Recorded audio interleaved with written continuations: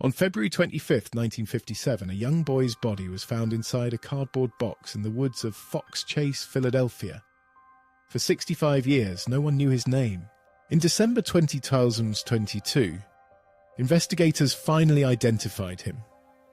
But even with a name, the person responsible for his death has never been found. The discovery happened along Susquehanna Road in a wooded section of Fox Chase on Philadelphia's northeast edge.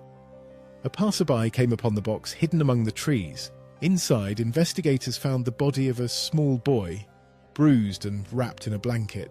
He appeared to be around 4 years old. Detectives had no missing persons report to match, no name, no family to call. The case quickly became known as the boy in the box. As years passed with no answers, the case took on another name, America's Unknown Child, a reflection of just how long the mystery persisted. Philadelphia police pursued the case with unusual determination.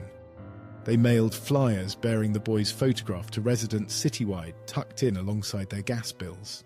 Forensic experts also created a death mask, a plaster casting of the boy's face, hoping someone somewhere might recognize him and come forward. No one ever did. With identification impossible at the time, the boy was buried in a potter's field near the old Philadelphia State Hospital at Bybury. Even as leads dried up, detectives kept the case alive for decades, passing the file down through generations of investigators who refused to let the boy be forgotten.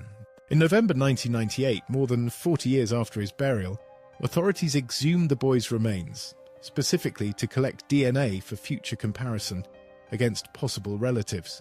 He was reburied afterward in a donated plot at Ivy Hill Cemetery, under a headstone that read simply, America's Unknown Child.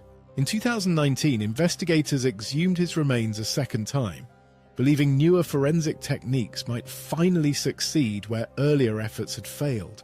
A forensic anthropologist worked to extract enough usable DNA to apply forensic genetic genealogy, a method that traces family trees through genetic databases. The technique compares crime scene DNA against genealogy databases, searching for distant relatives whose family trees can eventually be narrowed down to a single match. It's the same method that has cracked other decades-old cold cases across the country, giving investigators new hope after 60 years without a name. On December 8, 2022, Philadelphia Police Department homicide detectives held a press conference to announce a breakthrough 65 years in the making. Using DNA and forensic genetic genealogy, investigators had finally identified the boy as 4-year-old Joseph Augustus Zarelli, born January 13, 1953. After 65 years of anonymity, America's Unknown Child finally had a name, and a family history that could at last be traced. Identifying Joseph answered one question, but not the one that mattered most. Who was responsible for his death has never been determined. Police have stated that the person or people responsible for his death may never be identified, given how much time has passed since 1957. Detectives have chosen not to release the names of Joseph's parents, citing respect for his surviving siblings, some of whom are still alive today.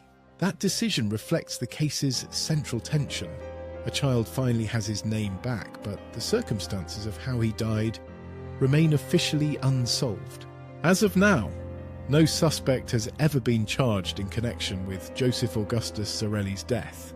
The homicide investigation technically remains open. For 65 years, Joseph was known only as a mystery, a boy without a name, buried under a stone that spoke for the whole city's grief. Now he has his name back. What remains missing is the answer to how his short life ended, a question that may never be resolved.